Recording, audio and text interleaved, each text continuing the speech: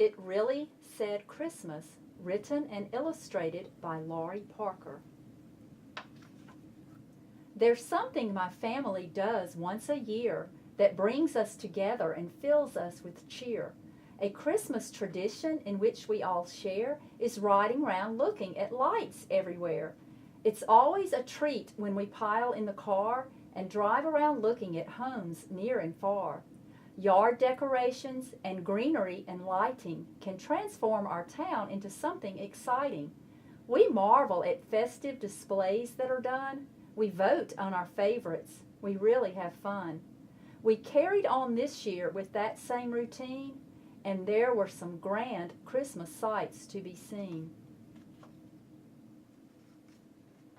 A house one street over from us was real bright. Everything on it was outlined with light. The roof and the windows, the railing and door. Stringing them up must have been quite a chore. These folks had the spirit, and it surely showed. It really said Christmas, the way their house glowed. The very next home that we slowed down to see had lights that were flung in a crepe myrtle tree. A chicken wire reindeer was standing beneath. Their door had red foil and a big fancy wreath. Some neighbors just on the next block had worked hard. They'd stationed their boat right smack dab in their yard, and propped up inside was a fat, joyful soul, Santa Claus holding a cane fishing pole. Santa gone fishing. I think that's a hoot. It really said Christmas 'cause it was so cute. The next house is where Mama cried, "Look at those!" Someone had simply gone wild with red bows. It seemed there were bows every place there could be. The columns, the mailbox, the trunk of a tree. Bows on a bird bath, a golf cart, a gate. My dad counted 30. I got 28.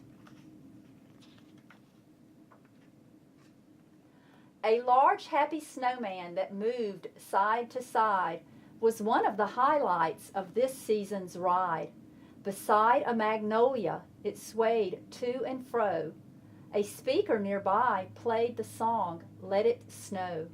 This mechanized snowman was such a delight. It really said Christmas, all merry and bright. A stylish estate is the place where we saw a breathtaking sight which we stared at in awe. The curtains were open to show off a tree. We oohed and we awed. It was something to see. Fully adorned and at least 10 feet tall, this tree was a vision enjoyed by us all. Not too far from there, just a couple of blocks, we spotted a colorful Jack-in-the-Box, a bold neon character giving a wink. It blinked on and off, red and green, blue and pink. We stopped by a well-landscaped lot to enjoy a gingerbread house and a gingerbread boy, with glittering candy canes stuck in the ground and twinkly white lights in the trees all around. This charming arrangement was holiday art that really said Christmas to children at heart. At the house on the corner of Main Street and 3rd, I saw something lovely and learned a new word. Small paper sacks were set out in a row.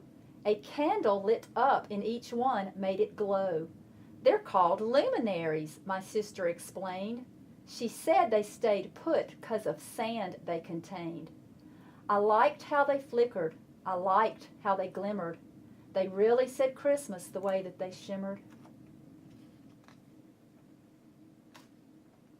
In one subdivision, we got a big kick. We saw him a second time, good old St. Nick. And you'll never guess what was pulling his sled. Not reindeer, but 8 pink flamingos instead. Another amusing display we took in was a huge wooden cow with a whimsical grin. It really said Christmas. Do you wonder how? It wore reindeer antlers. Of all things, a cow. A residence right up the road was decked out with garlands of green neatly draped all about. Some people had fun doing this, you could tell. They'd trimmed an old pickup truck parked there as well. It looked very festive, like cedar or holly. It really said Christmas because it was jolly. Set out on a side screened-in porch we passed by, a tree with gold ornaments captured my eye. The porch swing beside it could also get stares, for it was jam-packed, full of dolls and stuffed bears.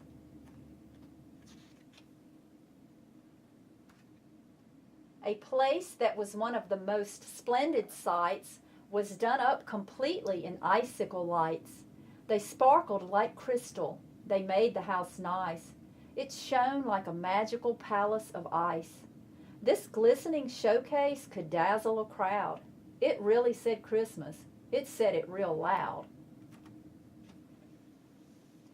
We headed on back then, our sightseeing done. We'd seen great displays and we'd liked every one. But now we were thinking of getting home quick, where we'd have hot chocolate all frothy and thick. Those wee little marshmallows make it so sweet. We cap off our ride every year with this treat. The thought made us eager. Please hurry, we cried. So Dad took a shortcut that he'd never tried. The outdated section of town we went through had small, modest dwellings, not showy or new. But cutting through there made our tour more complete because of one thing that we saw near the street. There, on a lawn in this old neighborhood, we saw a small manger scene made out of wood. We paused and we gazed at the simple display, just plain plywood figures and pine straw for hay. A street light nearby cast a soft, gentle glow on Joseph and Mary and Jesus below. It wasn't electric or flashy or bright. It didn't have colors that lit up the night.